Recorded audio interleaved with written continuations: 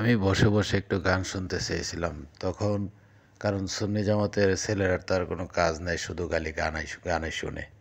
তো আমি বসে বসে গান শুনতে চেয়েছিলাম, হঠাৎ করে দেখি কওমি মাদ্রাসার আলেমরা খুব সুন্দর পাইটে চলে গেছে, ডিসুম ডিসুম।